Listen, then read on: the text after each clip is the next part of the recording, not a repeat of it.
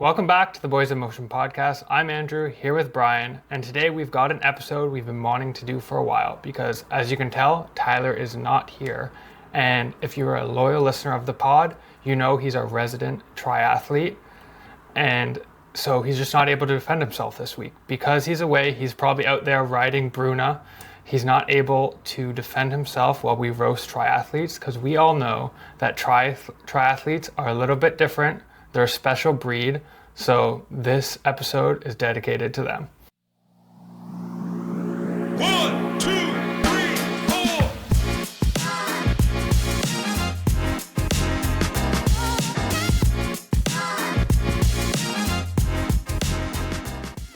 Yeah, now before we offend anybody, just know this is all in good fun. Every endurance sport certainly has its own weird culture and quirks, but it's just triathlon's turn today.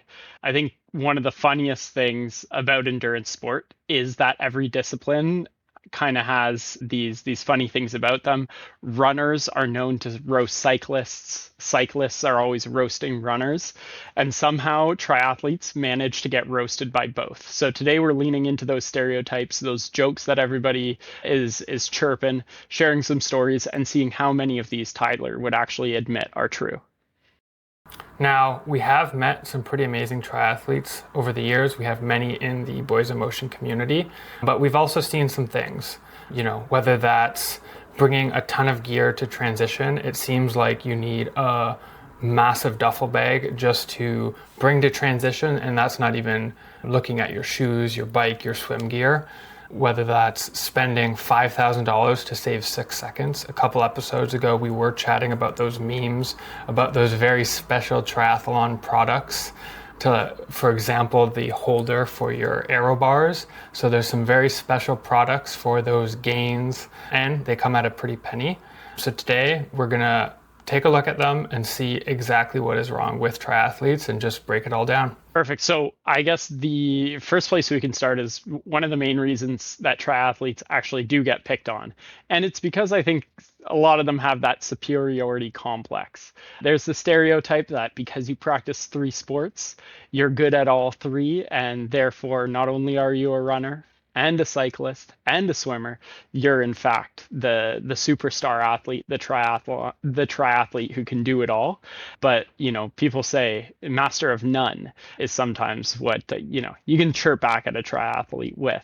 But it is always funny because I think, if you run with a triathlete, they're always going to tell you about the tough ride they did the day before or the big swim they had the morning of that just tuckered them right out, and that's the reason that they might not be able to stick on your shoulder.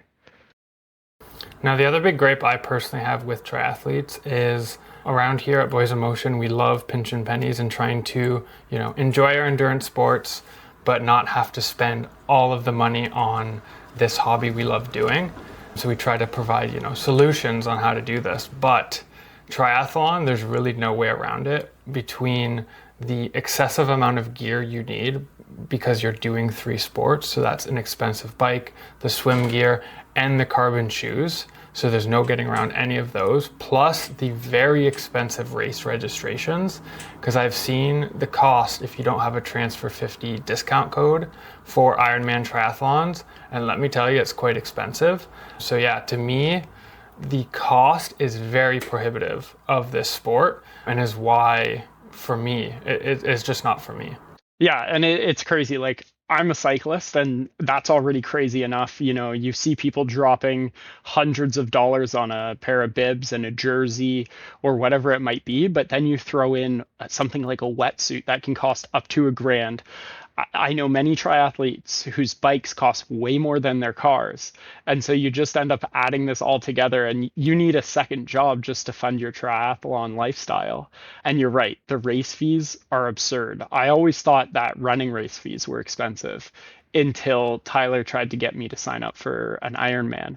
And then I saw that, you're dropping at least $1,000 for a full, which I never thought was possible. And, sure, you walk away with a few Mortons from the race course, but even on a per mile basis, I think it's the most expensive endurance sport around.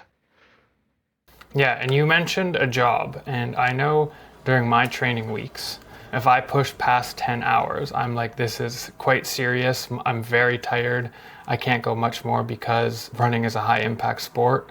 But for triathletes, I see triathletes on my feed and they truly take this as a part-time job, pushing that 20, 25 hours. So not only is it a money sink, but it's also a time sink, and you're not getting that time back, let me tell you.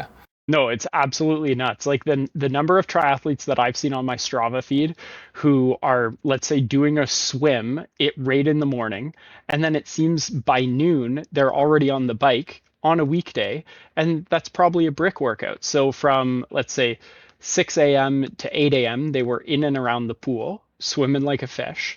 And then by noon, they're on their TT bars, tucked in for a good easy time on the train, and then a few hours later they're off the bike and starting to run.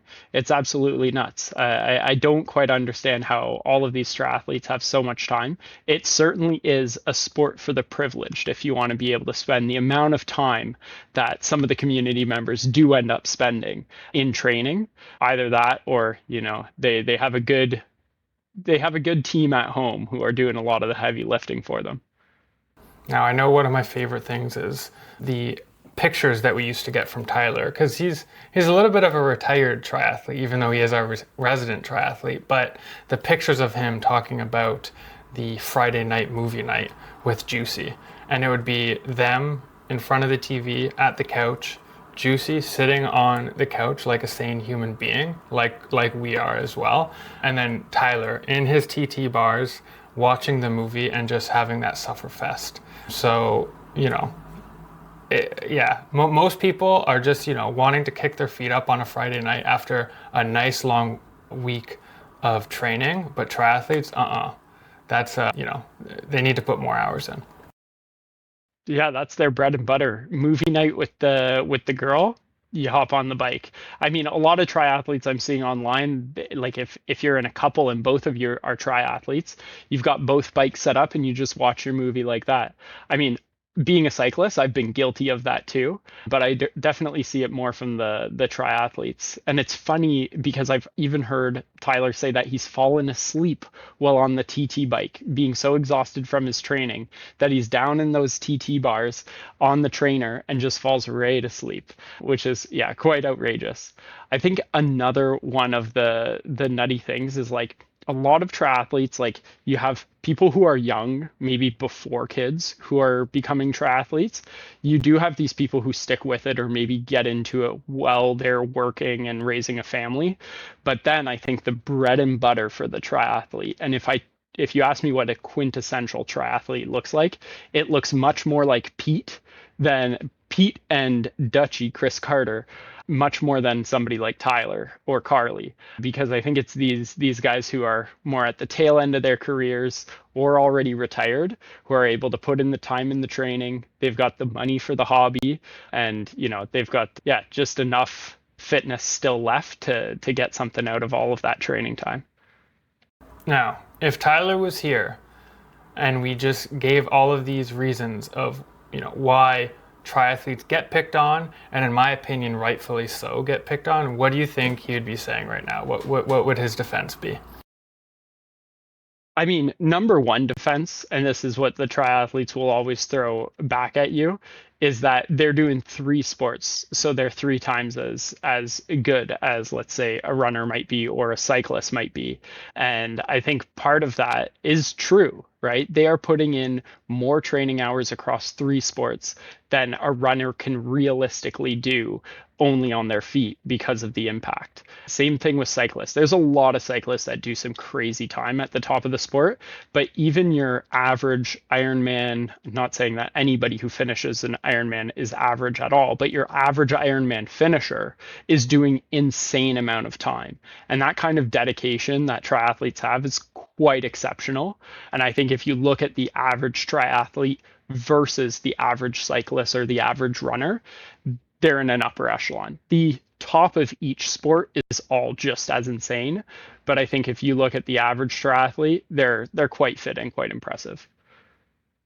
I mean, that's reasonable, but I think the big thing that would be my first argument against Tyler to that we need to dig into a little bit, and that is, well, twofold. The gear obsession, I think, of iron or not Ironman, of triathletes is a little crazy, but the specifically, I think because triathlon is pretty niche, and the amount of weight triathletes put into that M dot logo, as you've seen on Tyler's calf, is just absolutely mind-blowing.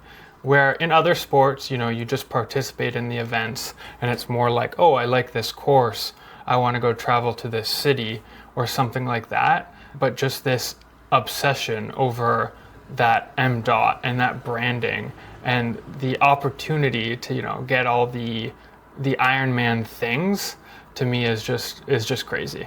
And maybe it's just that there's not enough small events or small players in the space yet.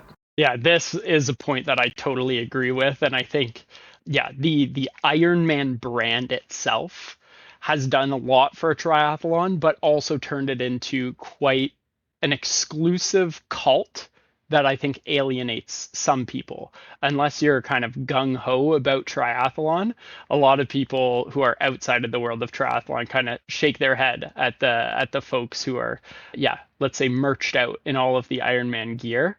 And that's one of the nutty things about triathletes in general, is just the amount of race merch that they have versus anybody else. Like, cyclists, you might get a jersey from some event that you do, but if you're going to races, you're not really getting any gear. Runners, sure, you get your odd shirt, maybe something else. You get a collection of medals. But triathletes have been brainwashed into thinking that they need every single piece of clothing, down to their shoes, sunglasses, and hat, all branded in whatever the most recent race they did is. And I think that's just another kind of triathlete tax that happens, is, yeah, the merch just, they can't say no. Now, I have a question for you. You've just had a long training week of cycling. Your quads are absolutely juiced, and you're going to a nice Saturday barbecue, having a couple pops, maybe having a dog. You walk into the barbecue. To your right, you see someone just titted up with Ironman merch, and to your left, you see a hybrid athlete wearing a Go One More cap, no shirt on. Who are you talking to first, and who are you avoiding? Oh, well, first, I'm questioning why I went to that party and I'm not on a long ride. I'd much prefer to be sipping a flat white at a cafe. Honestly, I think in that case, I'm probably going to grab a cold beer, because that's where the Go One More hybrid athlete is. They're definitely slugging back a few bevies. Whereas the triathlete, they're probably kind of non-alcohol because they have an Ironman coming up in 6 months. So I'd probably go chat with the triathlete, hear what they're talking about, hear what the latest research, the latest marginal gain might be that they're spending their hard-earned dentist money on. I think that would probably be the way that I would go. What do you think? Where would you head? Go One More or Mr. Ironman? I think definitely Mr. Ironman. I feel like out of all the endurance sports, the Ironman triathletes are like kind of the nerds of the group, where they're really like nerding out on all of those like little tiny things, like whether it's training, whether it's gear, all that kind of stuff.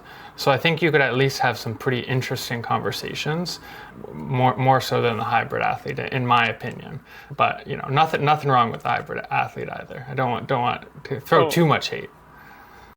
For sure. I mean, the hybrid athlete is really just going to be talking about, maybe his latest bench press PR, the ultra that he's signing up for, and why he thinks Houston is the best city to live in.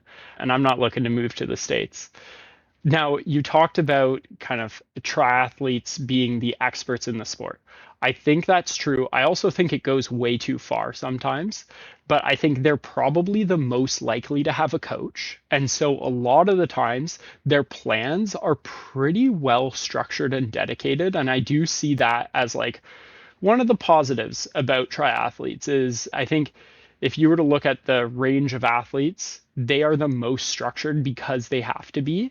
I think sometimes that drives them and the people around them a little bit nuts, because when you're trying to balance three sports, doing 30 hours a week because your coach told you to, it ends up sucking a lot of the life out of you. But it is always interesting to hear about the different kind of sessions that they're doing, why they're doing them. And I mean, if you've never done a brick workout, I think you're missing something in life, because it is different trying to run once you've totally pushed the quads to the limit on the bike. Yeah, I agree. And the other thing that is, I'd say quite interesting, and another reason why triathletes are just kind of strange, is there is a lot of like quirks of the world of triathlon. You know, you're swimming, you're biking, you're running. So you need to compete and train for those things. But then there's also a bunch of crazy things you need to train for, like ripping off this wetsuit off of your body after the thing. And we learned, I don't know, a year or two ago from Tyler, that there's official strippers at these races where you just go with your wetsuit and you just, you just fish, and then they just strip the wetsuit off of you. And then once you've stripped, once you have that wetsuit off, you're off the bike. To get off the bike, and we were there firsthand at the Rose City Tri last year, and the different techniques for dismounting bikes, whether that's, causing a traffic jam, being super slow, getting stuck in your pedals, falling, or like a flying eagle across the line to save some time. They're not just playing three sports. There's like 18 sports mixed into this thing they call triathlon. So it's just a lot to wrap your head around, in my opinion. Yeah, there's a few things that you touched on, which I think are all very true. The transitions themselves are so chaotic during the races, but it's even worse if you've ever had to coordinate a workout with a triathlete when you're just trying to join them for one leg, because a lot of them just live out of the trunks of their car. They'll be in a parking lot stripping down naked after a swim, and you're already 30 minutes late for your bike start time. And then after the bike, I don't know what it is about triathletes, but I think oftentimes they're not super comfortable on the bike, and you see them rocking around the road. I don't really trust going out with them when they're in the TT bars, but it's just hilarious to see them coming through kind of slow corners, any kind of technical stuff on their TT bikes. It just seems so unnatural for them all, because they're just used to maybe training indoors on the trainer. But when they're about to hop off the bike, and I think this is one of the things that triathletes don't necessarily practice enough, is the sprint to mount and then the cycle to dismount transition. A lot of them are good at like changing quick, sure, but if you sit at a triathlon, kind of an amateur triathlon, and watch 100 athletes go by, maybe two of them you'd be like, oh, that was a really good transition. That's what everybody should look like if they were running it off optimally. I think a lot of them kind of struggle to clip in. They're really struggling to get going. They're oftentimes in the wrong gear from the get-go. And then on the other side, I just think it's the most dangerous thing in sport when they're about to dismount from the bike. It seems like a quarter of them are falling on the road. And now I've also seen, all of them clipping their own pedals across the floor.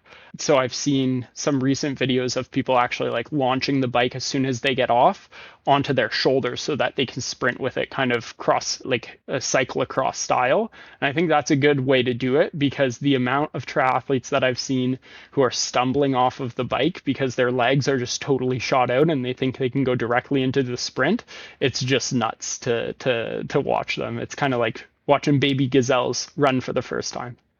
Yeah, the other thing you mentioned, the transition, I remember at the Rose City too, is watching people go from transition one, which is post swim, as I'm not too familiar with, but I believe it's post swim into the bike.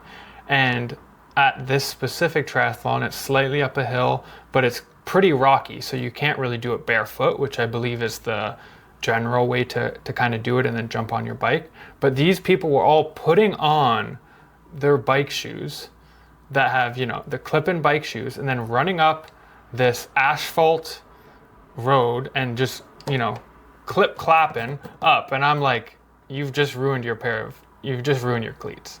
That's an instant way to just say see you later to a $30 pair of cleats in one race, which is just crazy. You're not thinking with your triathlon mind. You just buy a new one for the next race because money doesn't need to stay with you. It should go into your gear. And that brings me to my next point, which is Aero over everything that when it comes to triathlon. Like if you're in a group of cyclists who care a lot about Aero,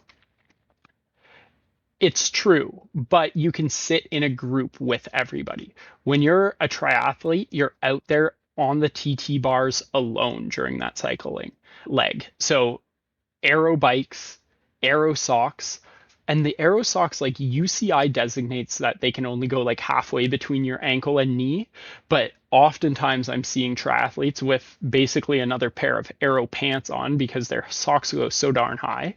They're rocking Aero bottles and basically hiding or putting bottles everywhere that will just create a little bit more marginal gain, and they're riding around with like 2 liters on the bike. And it's also hilarious to watch, even at the top of the sport, the triathletes try to grab their water bottles. During the Tour de France, the cyclists are like grabbing full bags of nutrition, and it's almost like whipping them off the bikes, and they're good to do that.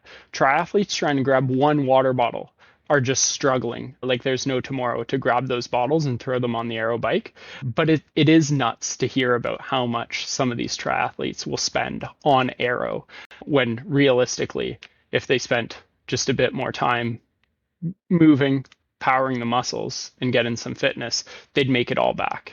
And another one, and I think this, Bryan, I think this one's really going to hit home because I almost saw you have an aneurysm just about a month ago, and that is triathletes will buy this machine, let's call it, their bike, their rocket ship that is so single use that you can't even take it out for a group ride. And if, a triathlete tries to bring it out for a group ride, people like Bryan will have strong words against it because they can be a liability if they are in a peloton. So just that single-use nature of this is strictly a training and racing device, and you can't really use it for more, weekend rides or like more leisurely rides, I think is, just another reason. I mean, another reason for N+1 bikes of, well, I have this for this, I can buy another one for, my Saturday coffee ride with my friends. Yeah, there's a reason that the average Ironman finisher income is over 200K, and that's because it's a pay-to-play sport. And it is totally true that the TT bike is one of the not only biggest expenses, but also biggest liabilities on the road. The only people that are sane enough, or insane enough, I should say, to ride with somebody else who has a TT bike is a triathlete themselves with a TT bike going in groups of like 4 or 5 TTers, ripping down at like 50K an hour, just drafting off of each other. But if there's one thing you've got to turn around or a single place where you need to brake, they're all coming together and crashing those $10,000 bikes. I've seen way too many videos of triathletes who are in the full aero tuck position, not even looking ahead of themselves and just running straight into the back of cars. It's absolutely nuts.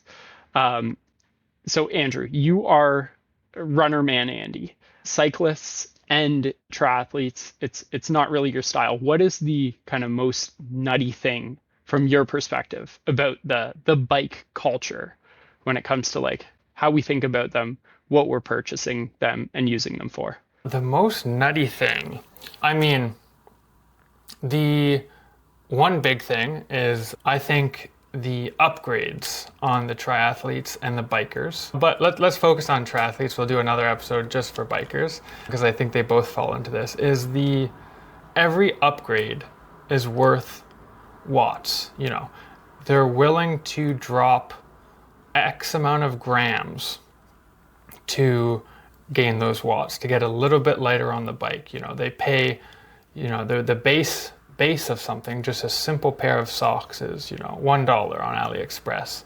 You want the fancy, very fancy, top of the line, tons of nice marketing pair of socks? Well, that would be $80, of course, and it's worth it. But what these triathletes don't think about is if in the morning you just, remove 50 grams of oats from your breakfast, you've just saved 50 grams of watts. Or if you just, do a little bit more threshold training, a little bit more of like specific hard training instead of just doing so much volume, maybe you'll gain some time that way instead of just always paying for those watt upgrades. So I think that to me, those big upgrades for every single little component and across 3 sports is just too crazy, and it adds up so quick. You're looking at a mortgage by the time you're done. This is true. This is true. And I think it is fair, like where you're chasing those marginal gains, triathletes are oftentimes doing it in the wrong places. Like runners, when you're chasing marginal gains, it's like a pair of shoes, fine. And a pair of like sunglasses you like, not even gains. It's really just a test of fitness time trial for every race. Whereas triathletes, they're trying to game every single piece of their kind of race, and yeah, it just ends up being this like arms race on who can spend the most on the most gear. And because all of these bike brands are putting out new stuff every year for the TT, it just means that the people who have the income are going to stay just that little bit faster, and then everybody feels like they need to keep up with the Joneses. And I think that's one of those places where you're just never going to win at triathlon, because the gear does matter across such large distances, and unfortunately you can't keep up with the budget of some of the people who are kind of at the upper echelon or even getting sponsored.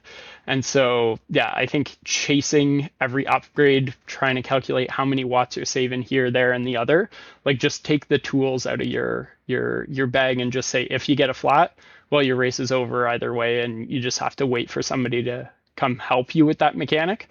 But if you ditch that, then the $1,000 of extra dollars that you spent on the newest carbon rims versus the carbon rims you had last year does not matter at all.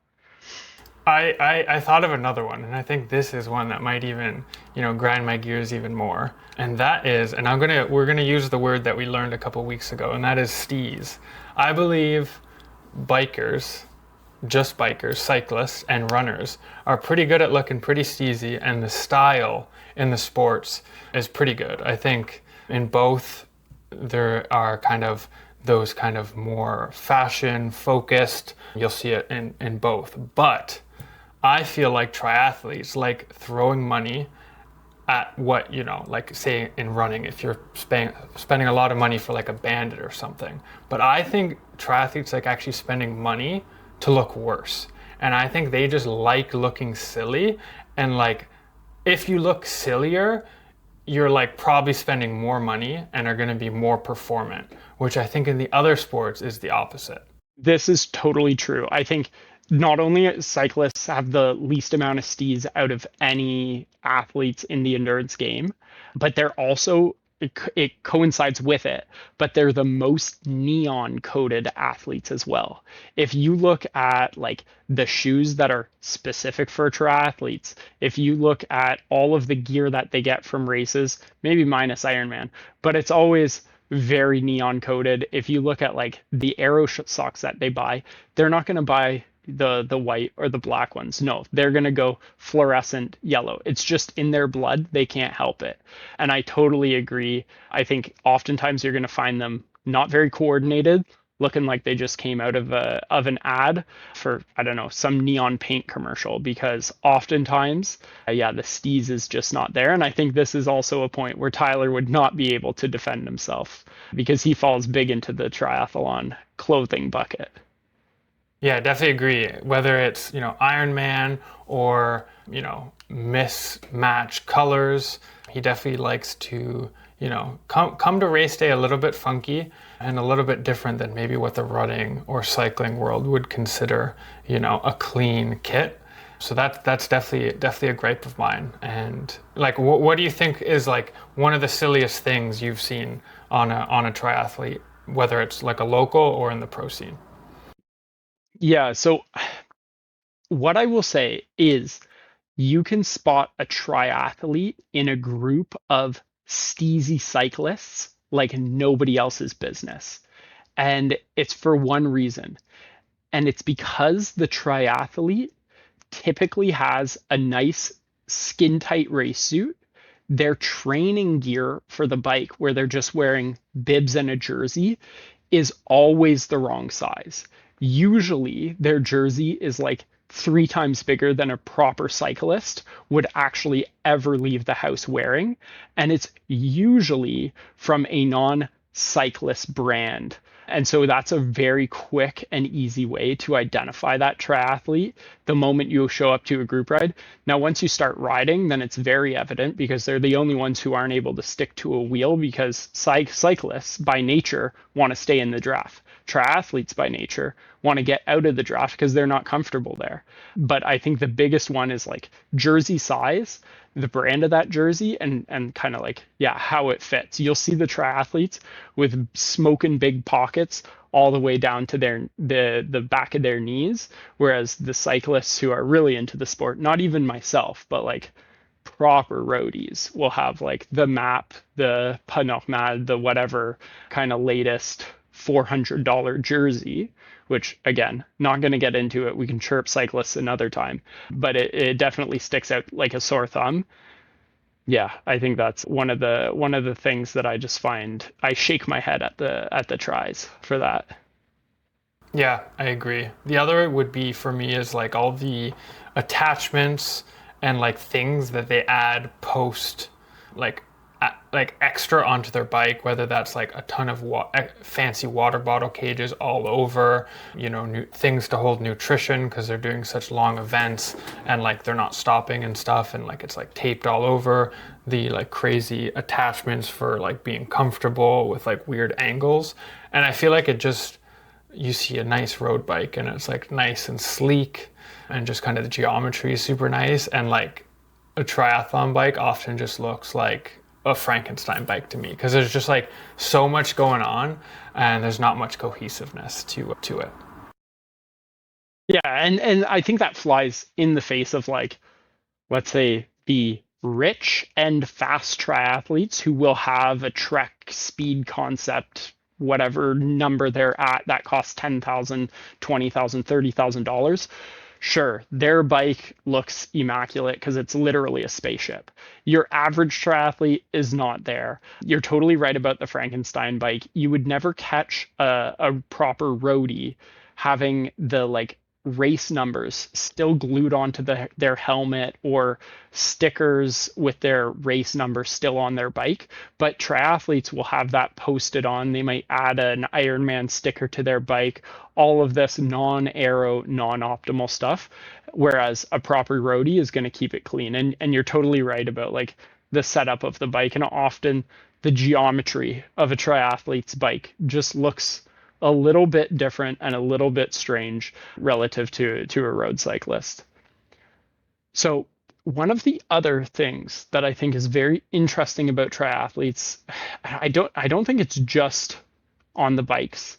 I think it's happening in the water. I think it's happening on the run, is they are the most comfortable with peeing on themselves, and sometimes number two as well. And it's just all in this chase of that sub whatever hour time that they're going for and whatever their race is. But the fact that they're willing to do that on any given day just kind of blows my mind. And I just would not want to taste the water at a start of a triathlon when all of them are on the beach or on the dock, just peeing into that wetsuit, trying to get that water warm. Now, I don't disagree in the slightest, but in defense of the triathletes in this case, I think it goes back to that point of always in those super skin tight suits.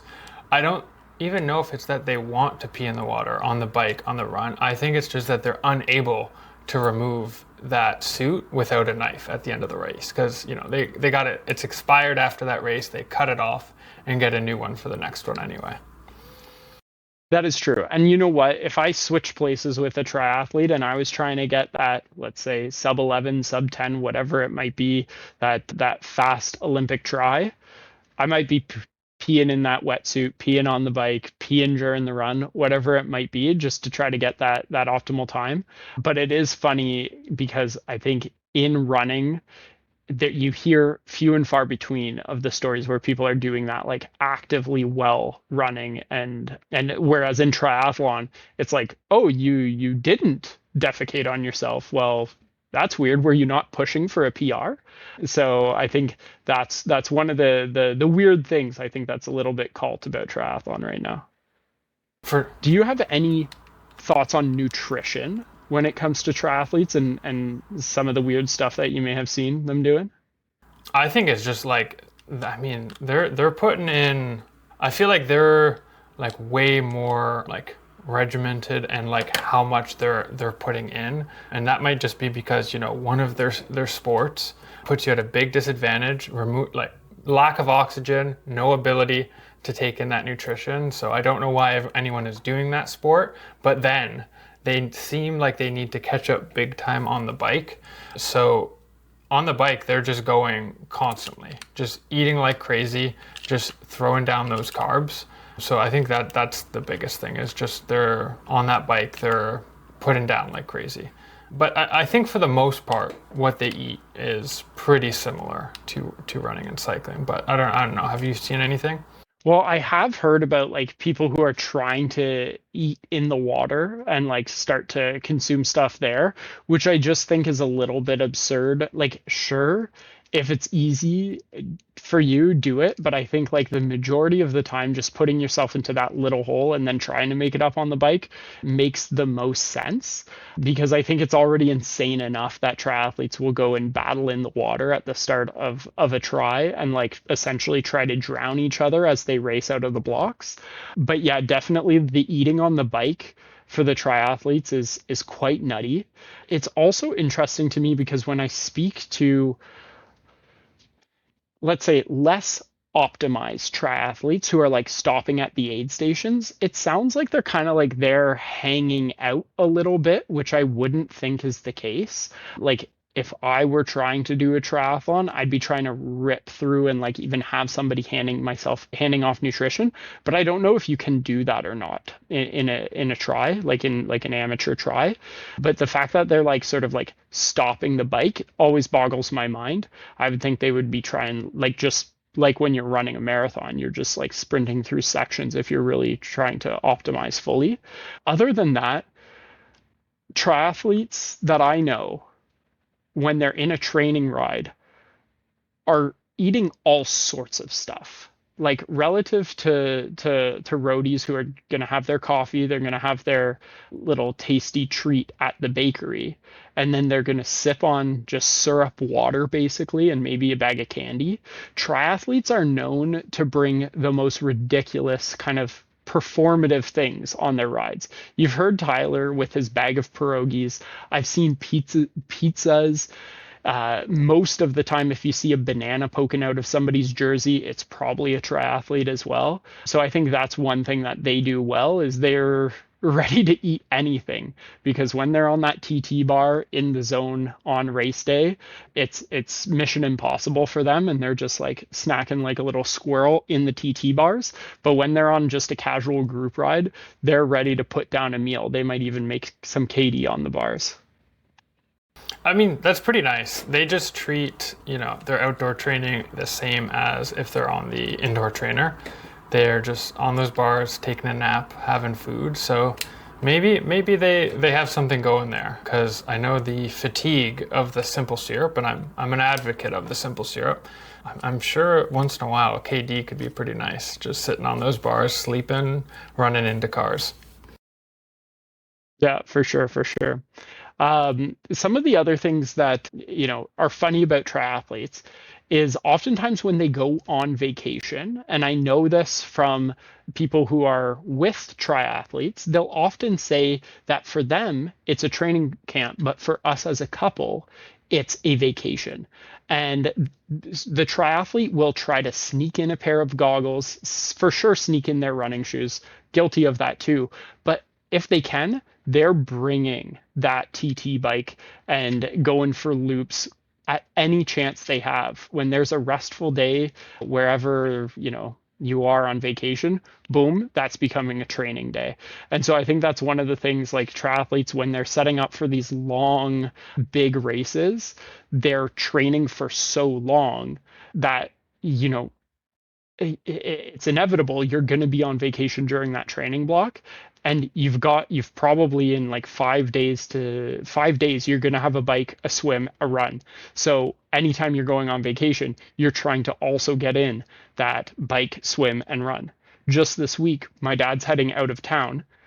He has Rose City Tri next weekend. What's he doing? He's got the bike in the car, he's got his goggles around his head, and definitely a pair of shoes in the car as well. So it's just funny that they need to always be kitted out. And it's just one more point. They're always living out of their cars when they're in the training block.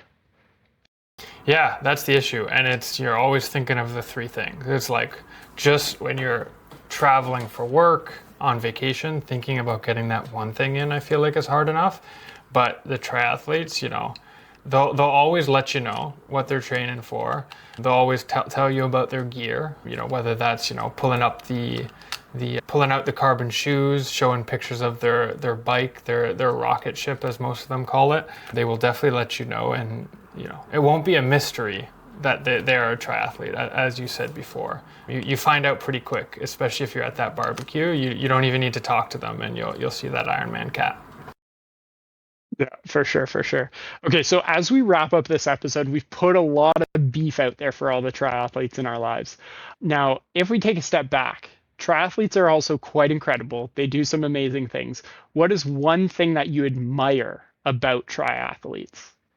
It's hard. It is hard. It's hard to say. It is hard. And I'm going to say I admire this, but at the same time, I don't want to live this way. But if I had to pick one thing that I admire, is that they are very time disciplined and good at adhering to a schedule out of necessity, because they have so much to fit in.